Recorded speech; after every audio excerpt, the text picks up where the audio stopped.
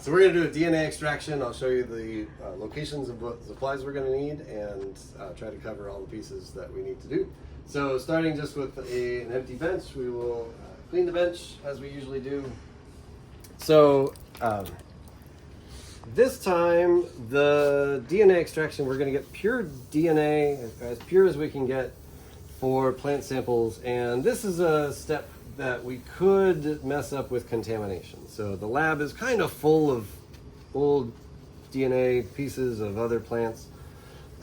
Generally, I kind of rely on the abundance of the DNA we want. Might outweigh little dust particles of DNA that's not what we want, but as much as we can, we want to avoid having something contact what we've already used as DNA or leaf material. Good idea just in general to keep the lab, clean of leftover materials. So here are the dried plants that we're going to use. These are in silica gel, so this is similar to the stuff that you would get when you get a pair of shoes. They're in that little packet that says, don't eat. This dries out, it pulls the moisture away, and so you get these crispy, dried up leaf pieces. This one's in really good condition, I can tell because it's a bright green color. Doesn't show signs of any rotted material on there, doesn't show signs of aging or decay or anything like that. Sometimes you get material that's got a kind of a mix of quality. If you can afford to, I would say choose the piece that looks youngest, greenest, healthiest, and that'll give you probably the best quality DNA. Okay, so we need to establish the containers where we're going to use that. This is the size of, they call them micro centrifuge tubes, and this is 1.5 milliliters, and this is kind of a standard size for a lot of the lab activities we're going to do. We haven't autoclaved these, but they come from a facility that's very clean and is like plastic pure, so we don't really have to worry about them having contaminants in there. We will treat them like we want to keep this container clean though, so we're not going to reach in. I'm going to pour it out onto our ethanol wiped bench, some number, as many as I need or more than that. And what I usually do is go forward and close them up as we go. So they started out sterile on the inside, and when I close them, they're going to basically stay sterile on the inside. This is no gloves? Right now I'm doing no gloves. I like the tactile, you can kind of feel what you're working with a little bit more. This is a little bit, it's sort of environmentally dirty. So, the leaves are coming from a plant that someone collected outdoors. They're not these plant samples aren't any cleaner than my hands could be. So at some point we move forward and we treat it like a molecule. At this point, we're sort of treating it like a plant. I had a few extras, so I put 8 in the rack, and then I had 3 left over. So I can use these again later. I just have some kind of overflow containers around the lab. So if you see a closed container in one of these beakers, you can use that. Is it always 8? 8's kind of a good ideal. We'll do fewer than that today. I happened to grab 3. 3 might be all right. Where did you get these? Yeah, where did you get So these? these would be provided to, so what I often get is like new plant samples in the mail, and then we'll process them. So that's more something on my level that I would give you a stack of what you worked with, or have them in a place where you're working through a set of them. So they're kind of all kinds. Sometimes they're in containers with the desiccant, the drying beads. Sometimes they're in this is also dry, but in a different container. So there's a dried. These are the ones that we don't touch, right? So generally they've already been done. Okay. And so most of these they're in a temporary holding pattern until I make like museum specimens out of them. So ultimately, if I publish the results of one of these, then somebody should be able to find the specimens that we worked with. So that's valuable on a different level, but once we get them into DNA, we can just treat them with the stuff that's in the plastic. Okay, so I got, I guess I'll do these 3. They have a lab code. We get the lab code. That's another thing I would get for I enter them in the database, and there's more information behind it, but we have to write on these tiny plastic containers, and so we need shorthand codes that are unique and meaningful. This is a group of plants called hydrocotyledon, or marsh pennyworts, that I got last year, and they've got a little lab code on there. It's HYCT02, HYCT03, HYCT04. So those are the lab codes. That's kind of the format I've been using more. So just 4 letters for a genus.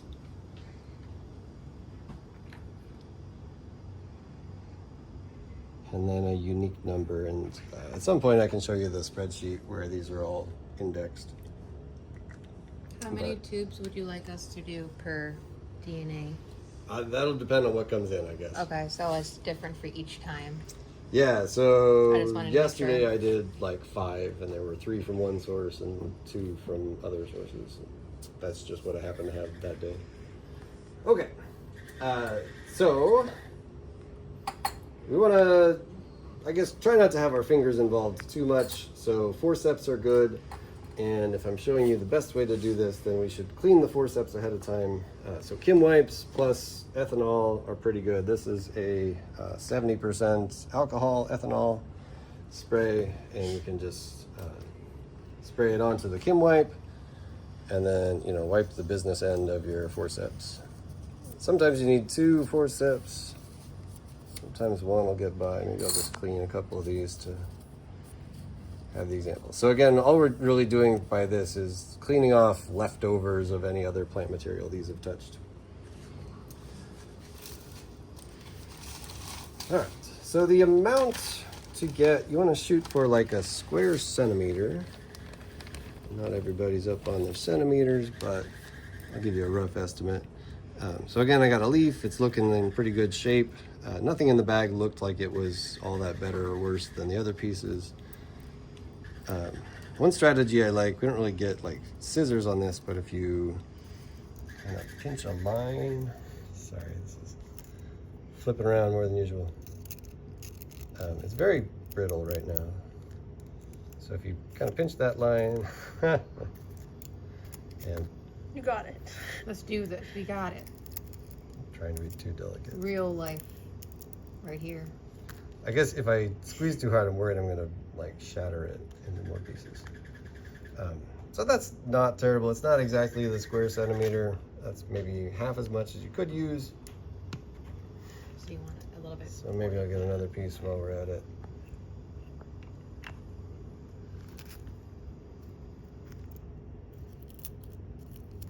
See, there's a little shattering and there's like plant dust coming out. So the dried, the reason these are dried is that dry conditions are good for DNA stability, and cold conditions are good for DNA stability. So freezer would be good.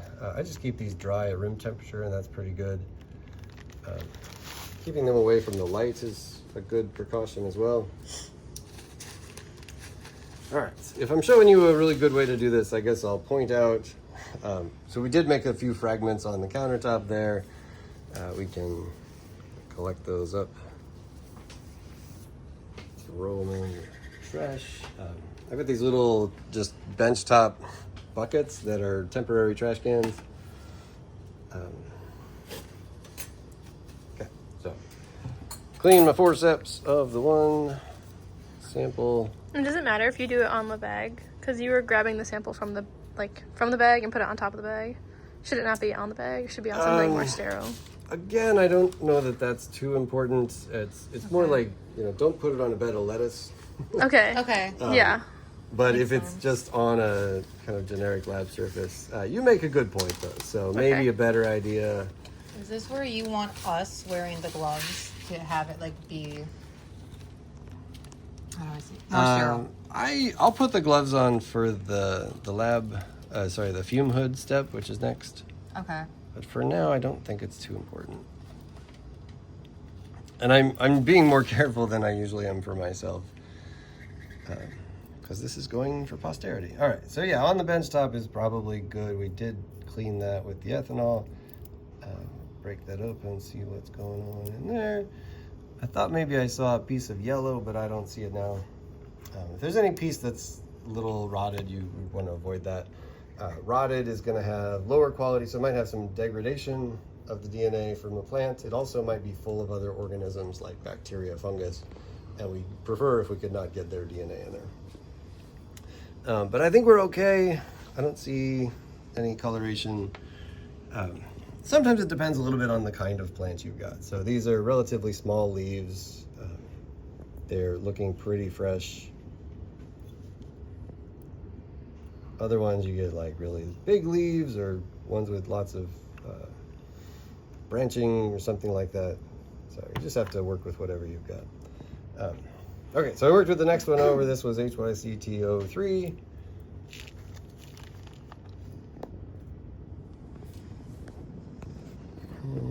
Put everybody back.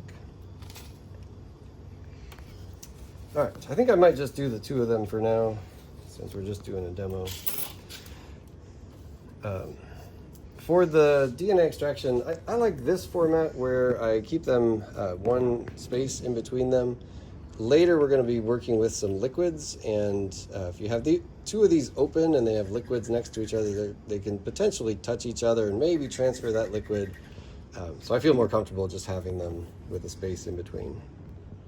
Okay, so for today we're just going to do two of these. I think that makes sense. So we're going to take it over to the fume hood. There's a light on the fume hood. What the fume hood does is it draws air in, so it's got this constant vacuum going. This indicator tells you the velocity of the air that's getting pulled through there. And when the shield is down, it is the most vacuum, but of course we've got to open this to use it, but you can kind of feel some air movement through there. Oh, yeah. Yeah. The reason we use the fume hood is we've got stinky chemicals and there's some chloroform that would be a bit of a breathing hazard. It's pretty minor, all things considered, but if we didn't have the fume hood, the lab would be smelly and a little less pleasant to breathe air in. Bench for comfort, always good if you can, if you're doing one of these repetitive activities to kind of set yourself up for comfort. Okay, so I'll maybe just get these out of the way. We're going to focus on two of these for now.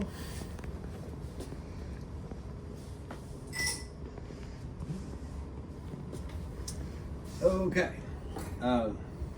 Gloves? Gloves. Thank you. Great idea. There'll be some edits. Thank you. Wow, what service.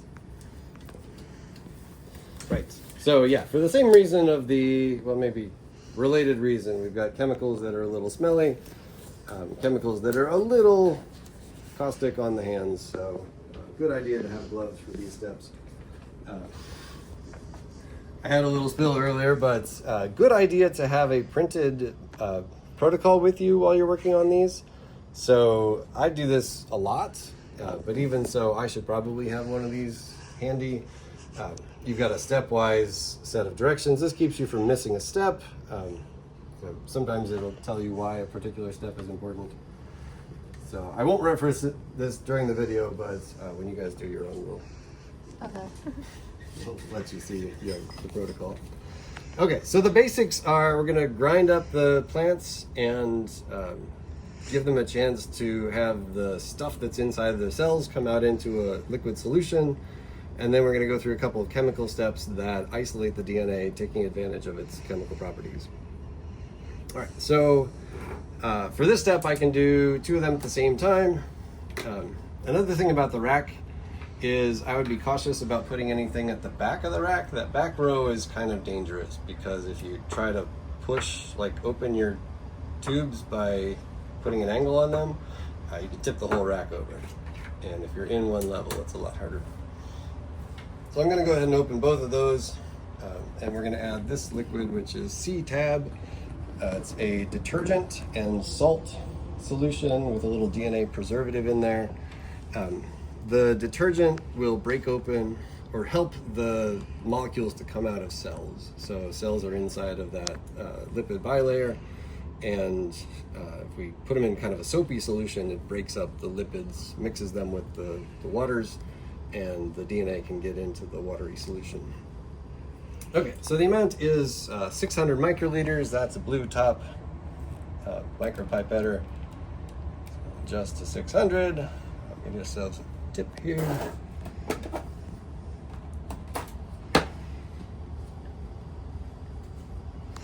So all of this comes with practice, how to use which hand for what, but I can do left hand to open and hold on to the cap of that. Right hand for the pipetting. How do you use it? That might be a whole other video. Down to the first stop is the 600 microliters. There's a second stop that we don't want to use until we're very at the end of it. Down to the first stop, that pushes out 600 microliters of air. Then we pull up. That's going to replace it with 600 microliters of liquid. This is kind of viscous. I'll show you. I guess you can't really see on the video, but it's kind of thick and soapy by design. And if I do this without touching any plastic there or any plant material, I can keep using the same tip. So for the sake of the environment, for the sake of cost, if we can, we like to reuse plastics. There is actually a lot of plastic waste as part of this.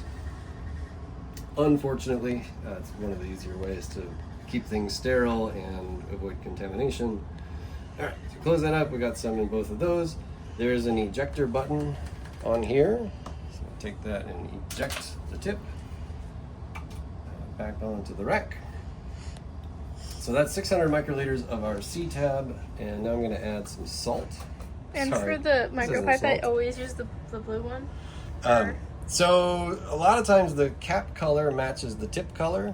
So you can see the sizes of the barrels are bigger here and smaller there. Except we don't use, the tips we use for the middle size are not yellow, but they're the 200 microliter size. Okay.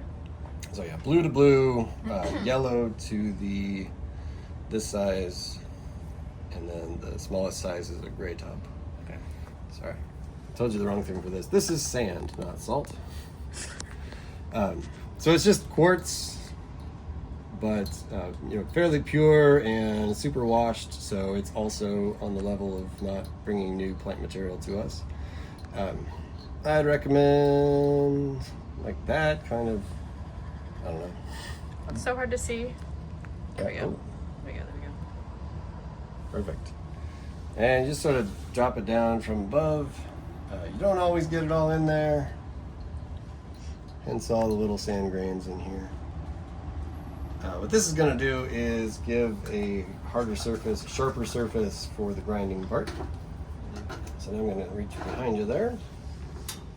What are you going for? And over to the right of the fume hood. So this is all kind of set up so you can do it in the same place. I can reach out and get a pestle. And this is designed so that this shape fits just into the bottom of a micro centrifuge tube. So we're going to put it in there and spin it around. If we didn't have the sand, it'd be plastic on plastic, but they're both kind of smooth, and you just might be spinning around over and over again the same way. So there's this version. They're pretty effective. I recommend like taking the pestle up and putting it back down again. That sort of agitates the sand, so it occupies new spaces. I'm pushing down pretty gently, but you can kind of push down as you like. You don't always get every little piece ground up, but when the liquid starts turning green, that ends up being pretty satisfying. Shake out any extras. And this one goes in there temporarily, so in the container there, it's going to stay there until it evaporates out the liquid. Then it's not going to be smelly, and then we bleach them and use them again. So they're reusable. That's why they sometimes have that whitish color on them. So that was grinding by hand. There's another option where you can take the pestles and put them into This is over a dramatic, drill, I feel like. like a drill bit.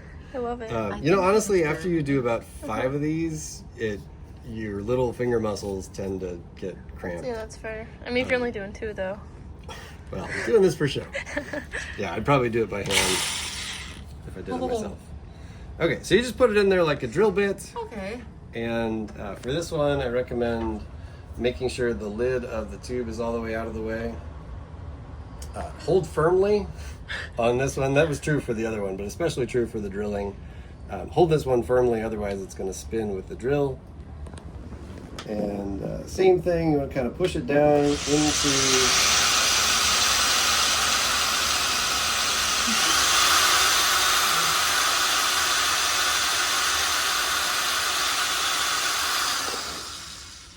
into the sand a few times.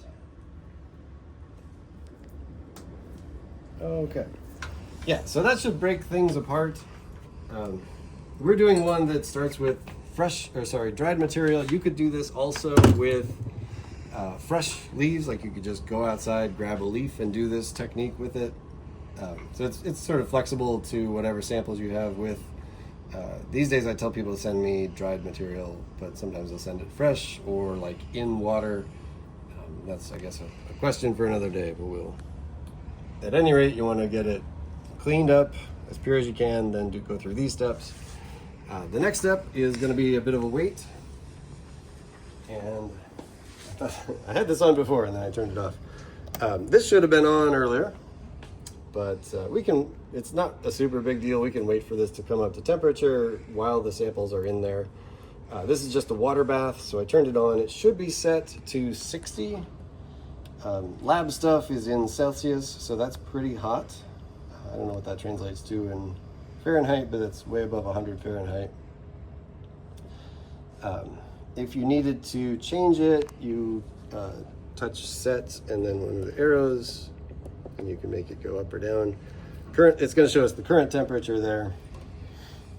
And there's some racks in there, and you can just kind of go in there. They even kind of half float while they're in there. The step for this one is to wait about an hour in here. So for students, that sometimes means we'll do a handoff, like someone else will take it over later. Maybe you go to class, come back and finish. And this time is pretty flexible. So what happens during this hour, the heat and the detergent and the ground up plant material all work together to basically get what's in the cell out into liquid solution. Later we'll do a step where we're centrifuging them and separating the solids away from the liquids. We'll get to that soon enough. Yeah, so this takes like 30 minutes maybe to heat up, and then an hour of cooking past that. This is also a place where you could stop if you needed to. So to be done for the day, after this step or before this step, you can put these in the fridge or freezer. The detergent has, as I said before, a DNA preservative in it, so it's a pretty good long-term storage, short-term, let's say. So a few days, good storage for this at this point. We just want to give it a chance to get the DNA out. Okay, so we're going to pick up with some other samples that I've already done this step for. So these were in the water bath for an hour this morning. They've also come out and cooled. So there's an important step. After you come out of the 60°C water bath, they've got to have some time to cool. The next thing we're going to do is to add chloroform to them. Chloroform is volatile, and if we add it to hot liquid, it's really going to evaporate. So if you do it too fast, the next step, they'll like pop open the tubes. But these are at room temperature. You could also put them in the fridge if you wanted to make that cooling go faster. You can kind of see these were from a different kind of tissue that wasn't as green to start. These are leaves that were kind of dying as they were collected. So we're a little more on the brown side of things. A lot of times we just sort of work with whatever we can. They have a number on the top. It's actually kind of a shorthand because I knew I was going to be replacing these tubes. So 518 and 519. So we'll take them on to the next step, which is also in the fume hood. So I'll take these and put them into the rack. And the next step, as I said, is chloroform. This one's the chloroform. And recently developed this strategy. So chloroform, as I mentioned, it's volatile. It's going to evaporate a lot. So we try to pour out just as much as we need, and then this other outer container is meant that we can sort of keep using that bottom container. If it's covered up, then it's going to stay pretty clean, and we could use it over and over again without washing it every time. That's why that's there. And then I guess if you needed to keep it from evaporating, you could keep that on as well. So this is going to be a pretty small amount. Each one's going to take like 1.5 milliliters.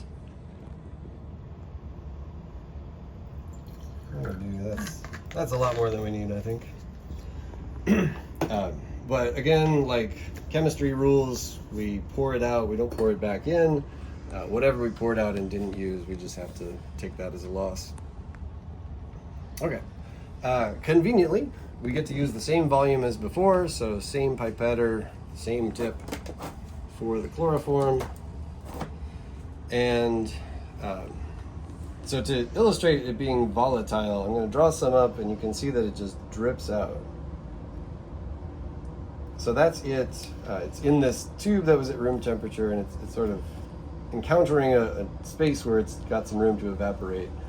My recommendation is to draw up and go out, and then draw up again, and the second time it behaves itself a little better. Maybe not totally better. Okay, so we'll do the same thing we did before. We can drop this into the containers, which I will open. So our 2 sample tubes, and if I drop it in from the top, I don't have to change my tip. So 1 and 2. Trash bucket. I'm going to cover this up for now. There's like 2 minutes or 10 minutes maybe until we get back to this, and we'll just keep it from evaporating in the meantime. Also close these up.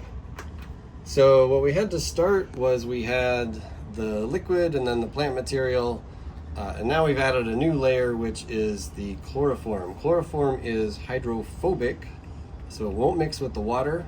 DNA should be in the water layer, and the chloroform also has a nice benefit that it's a heavier layer. So the chloroform's on the bottom, the aqueous watery DNA holding layer is in the top. We will shake these up to mix them and then spin it in the centrifuge. The plant material, kind of depending, sometimes it's heavy by this point and would sink lower down. Sometimes it's maybe holding on to some air pockets and it's more buoyant. We'll just have to work around that. It's basically a long grass leaf that's been bent here that we'll have to work around. So just like a hand mix. We're going to mix the 2 layers that don't generally mix, the aqueous and the hydrophobic. You can see they're kind of milky there.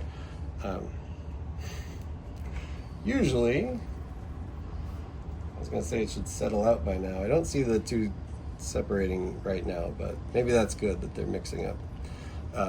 If you have a lot to work with, you could sort of put fingers over all of them, shake the rack, or if you want to do it one at a time. This stage, since we did the chloroform, it's I guess all the ingredients we added, it's possible that these leak at this point. One of the culprits for that is the sand we put in, that it might get in the way of the seal. So sometimes when you shake these, you can see some like liquid coming out toward the outside. Not a big deal. That's one of the good reasons to wear gloves. If you get some of that liquid coming out, you can blot it with a Kim wipe. One thing it might do, the chloroform might actually erase your label. So if that happens, then I would recommend writing the label again. And to that point, something I didn't mention before is that the order of what you do is a good way. A lot of times it's good to keep your brain out of it if you can, or have maybe a backup. So I have these arranged in numerical order, 518, 519. So if I've got only 2, so it's either one or the other. But if I lost the labels for both of those, I could put them back on because I had a deliberate order to the way I was doing them. A lot of times maybe they'll mostly hold on to their labels and one will get the label mixed up or rubbed off. And then you can sort of figure out by backtracking, retracing your steps, what step or what label should have been on that tube. So just a good general practice. So the order of things can be important. Sometimes you make a mistake of forgetting, and that's totally understandable. So if you set things up in a way that it's harder to mess up if you forget, then you save yourself a lot of grief later. So 2 of these in numerical order, but just kind of be deliberate about how you do that. And we'll see some other steps we can do that kind of help you keep track of orders and positions. Okay, so I talked long enough that these probably settled out a little bit. A little harder to see because there's that leaf in there, but you can see there's kind of a break point about there between the top layer and the bottom layer. And now we're going to do the centrifuge. So centrifuge is over here. This is a instrument that spins things very quickly. The power's on the side here, a little flat paddle. Takes a minute to start. It automatically opens the top, and it's got an internal lid there. So this, the whole black apparatus is called a rotor, just the part that spins, and it's got a lid. We want to take the lid off, but the whole thing spins. So I can't get the lid off by doing this. I've got to sort of put a finger on the bottom part to hold it steady, and then I can release the top. This wasn't put on tightly because it's empty, and it's just sort of holding it there until we're ready to use it. At the next step, we'll put it on tighter. You can see the numbers for keeping track of where you put them. If you have an odd number of samples, sometimes you can work with one of these. There's a little chart up here where you can arrange them in a way that balances. So when you do a centrifuge step, you want to make sure things are balanced. So I usually start with 1, and then across from 1 is 13. There's some lines on there that help you see where the balance is. If it's not balanced, this whole thing is going to wobble, and when that wobbles at 15,000 times a minute, that's a pretty big wobble. So this is one of the more expensive pieces of equipment, and we got to treat it right. Okay, so we're going to seal that up. So I'm holding the bottom. Again, just a gentle touch on that one to keep it from spinning.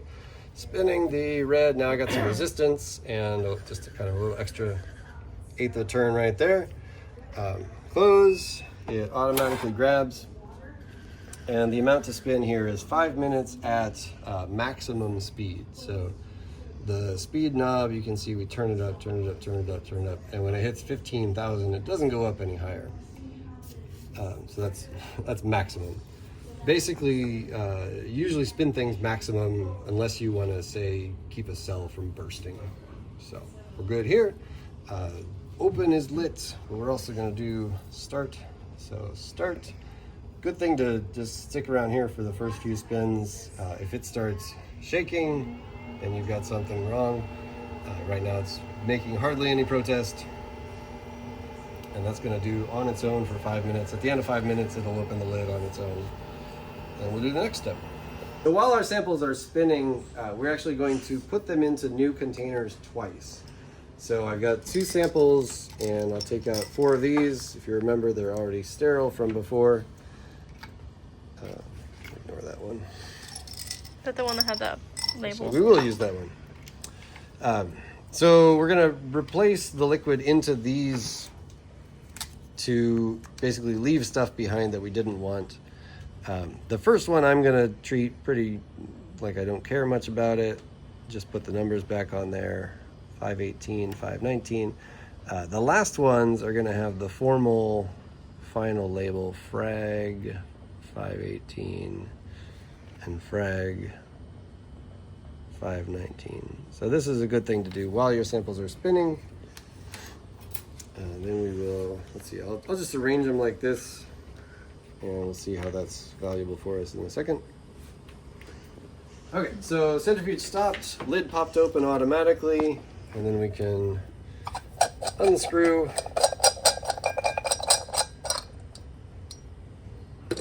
And when you come out of the centrifuge, you want to be fairly delicate about these. We just spun them so that they would separate out. If I jostle this, I risk mixing up the layers again, which was the whole point of spinning. So that was from 1 goes to the first position, 2 goes to the second position, and then we can take them back over to the fume hood.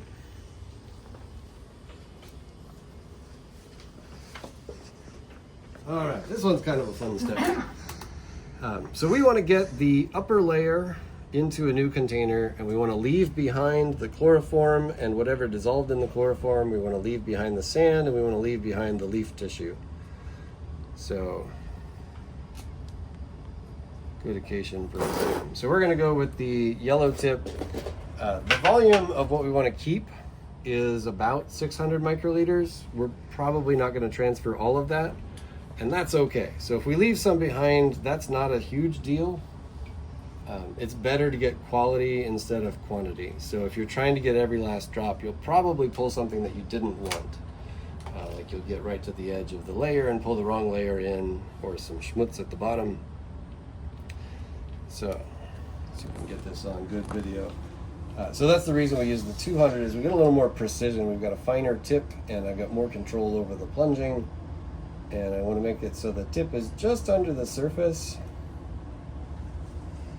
And draw up slowly. If you draw up too quickly, it'll disturb, sort of vacuum suck and disturb the bottom layer.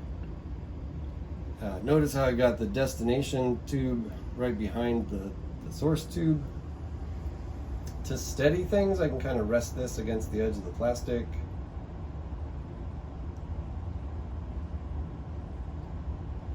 Did you say not to touch plastic with plastic? Oh, great idea. So, in this case, all the plastics are the same sample. Okay. Okay. So I can keep going to the same destination because everything in these two containers is the 518 sample. And how much did you put in there? Kind of as much as I can within reason. So that's where I decided to stop. You can probably see there's still some aqueous layer on the top that I didn't grab from. If you pulled out just half of that top layer, the difference would be that you're just getting like half as much DNA, and we usually get like 50 times more DNA than we need. So the quantity is not so important. But if we got some of the plant material or some of the solids that are at the bottom there, then we might be pulling something that's going to interfere with our later steps. So again, quality over quantity, and I'm just going to let the rest of that go. We can just put an open cap into the waste container. The chloroform will evaporate up, and then after it evaporates, we'll just throw that in the regular trash. What did you have the pipette set to? It's set to 200, so this is a maximum of 200, and I have it set to 200. So if we did happen to have 600 microliters, I just have to do the transfer 3 times. Okay. But usually it's 2 transfers is kind of good, and beyond that, sometimes you don't need that much. If you need to, you can pull this closer. I usually do it kind of at eye level.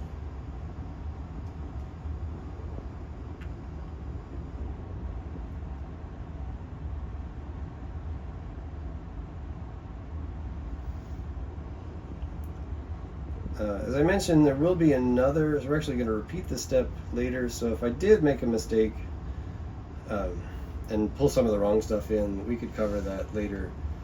Notice in this one I've gone too far. So you can see there's a line where the aqueous and the hydrophobic are both in there. So if I wanted to be like super careful about trying to get as much as I could, I might try squirting out that bottom bit. But there's not a ton at the top bit, so I'm just going to let that whole thing go.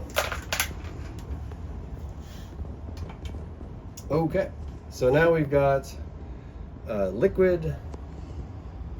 You guys didn't check me on that. I got way more than I wanted to. So we made a mistake on the first one. I wasn't looking very closely, but we got a ton of hydrophobic layer in there. That's all right. We'll cover it on the next transfer.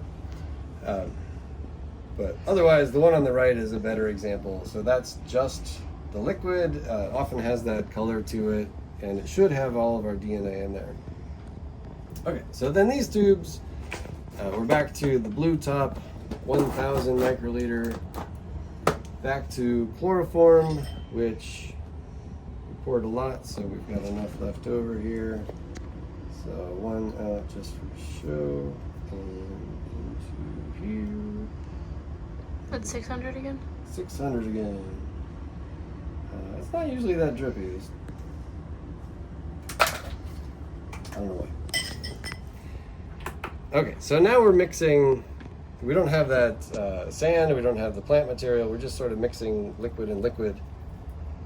They tend not to stay separated for as long. Like you see the difference between the two? Yeah. Or what not to do and what to do? Well, they shouldn't look too different now. So the extra hydrophobic that I got should now just be mixed with the rest of the hydrophobic. I guess I'll just carry them over here. 518, 519. Lid back on. So in the instructions, it just says repeat steps for this. So we're doing all the same things we did before. Okay, so same as before. Now we're just liquid and liquid again. Sometimes there's a little little solid in the interface between the two layers, but sometimes it's just two liquids. All right, just checking the labels again. 518, 519. I'm going to close this up because we're done for now. Just a tiny spin on that. Lid down to close, and then off. And back over to the. Sorry. It's okay. And same thing as before. 200. 200. So whatever you transferred last time, that's the maximum you could possibly transfer. You'll probably transfer even less this time. So I'm gonna make double sure I don't get the wrong layer.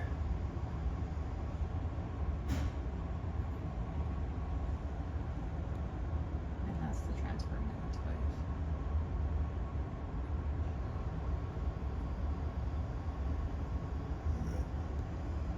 So I'm gonna hold there. If you take too much of the top layer, it does a funny little thing where I guess it's sort of like surface tension, will like push it sideways into a little bubble. Not a problem, but that's often an indication that you've got enough.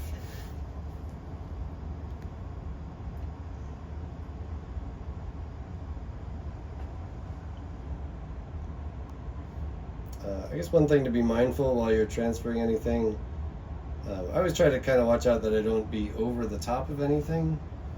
So I'm going around that other tube just so I don't accidentally drop anything straight down into it. Okay, I'll relocate over here for the final step for now.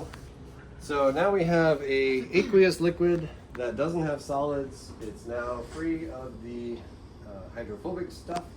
So hydrophobic would have taken like bits of the membrane, hydrophobic proteins would have dissolved into that. So we're purifying, we're getting rid of things we didn't want. So we didn't want anything that would dissolve in the hydrophobic layer. We didn't want the solids, and we're getting closer to having only what we want. The next step is we're going to turn the DNA into a solid by precipitating it. So we're in the flammables cabinet. So for safety, the ethanol hangs out in here. I've just got this yellow rack that's got a couple different ethanols. We'll use the 100% right now, and then later the 70%. Okay. So pipetter set to 1,000 microliters.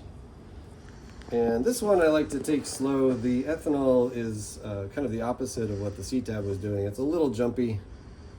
So I draw up slowly so it doesn't splash around in there. And then just drop in. I missed a little, that's not a big deal.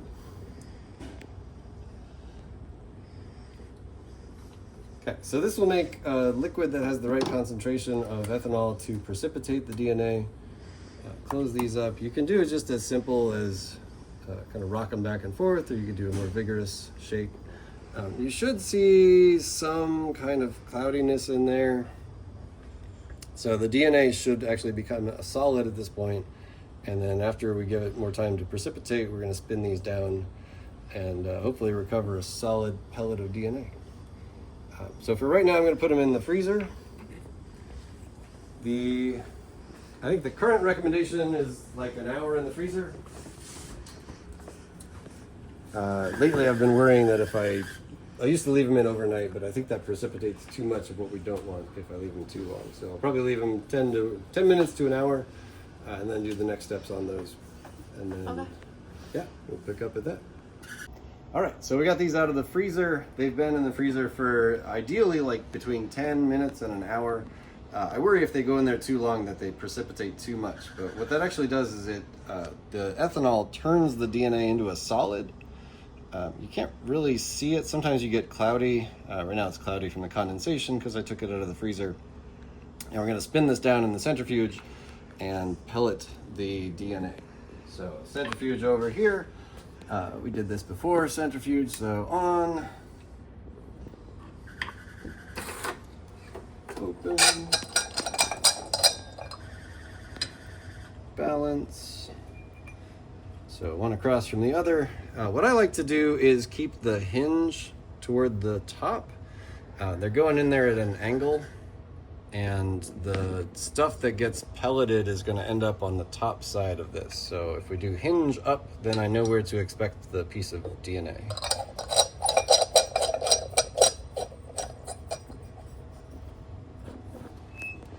Okay, 5 minutes full speed.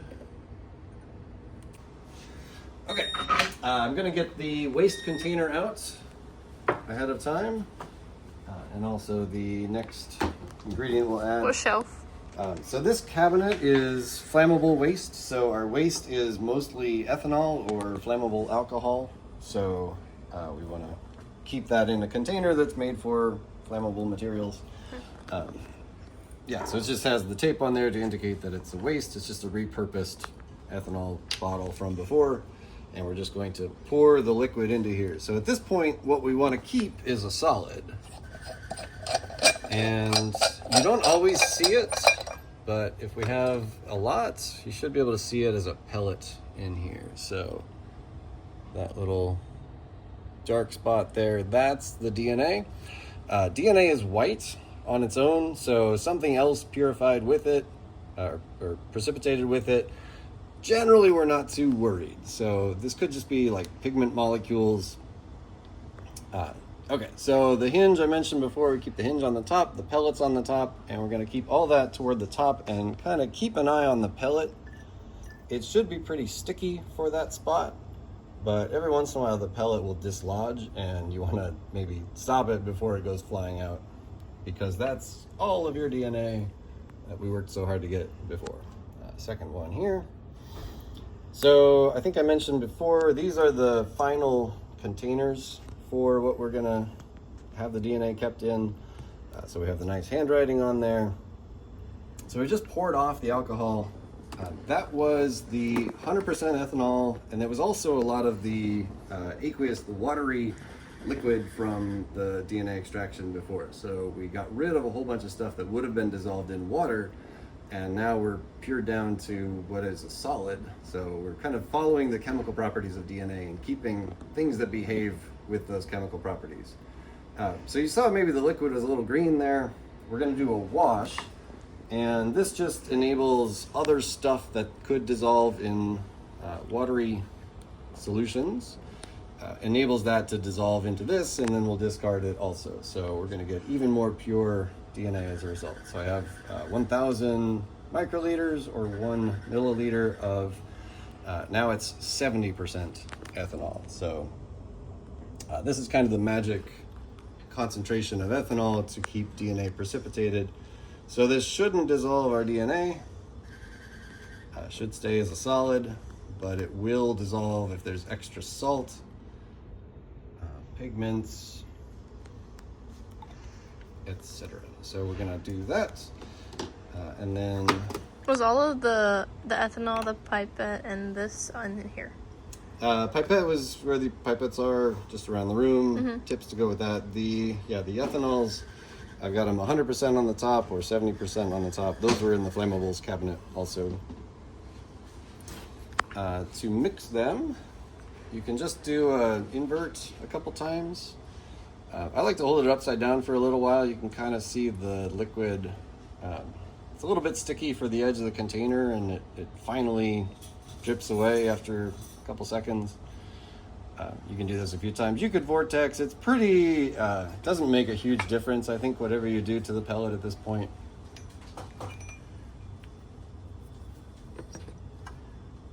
Sometimes the pellet will come loose during that mixing process. That's also not a big deal. As long as the pellet's then kind of swirling around in the liquid, it'll find the bottom again when we spin it in the centrifuge. So one more round of this, and then next one will be our last pour out. Okay, so we've finished our second spin. The pellet we had before should still be there. This time, I want to get rid of as much of the liquid as possible. So last time, the liquid, we were getting rid of some ethanol and replacing it with some ethanol. This time, whatever is in that ethanol that's not DNA, we want to try to get rid of. So we're gonna actually blot it out onto a Kim wipe. So these are reasonably sterile. They shouldn't be contaminated with plant stuff anyway. So we'll do the same thing we did before, except after we pour out, we're gonna leave it upside down. And then I just take it upside down over to the Kim wipe and kind of balance it upside down like that. Notice the liquid's a lot more clear than it was last time. So it should have dissolved away a few more things than in the first liquid. I usually leave them upside down like this for, I don't know, I mean, I'll do a few of them together, and then maybe 10 seconds later, just sort of knock them on their side. Then I like to give them a little blanket. So I just air dry them. Other labs might have a vacuum drying system. This works pretty well, and it takes a couple hours, so sort of set it and walk away. The cover is to keep anything, just in the air from blowing in there. Sometimes my lab has, there's a sunbeam that comes in, and if that is a problem, I like to cover them with a piece of cardboard or something. We're in the almost afternoon right now, so we're not going to worry about it today, but I will come back to that. I'll just tell you what happens next is that we're going to add this buffer called TE, which is good for keeping DNA stable, and we'll just add that to the DNA pellet after it's dry, and that will put it back into solution, and then we can work with it for the future steps.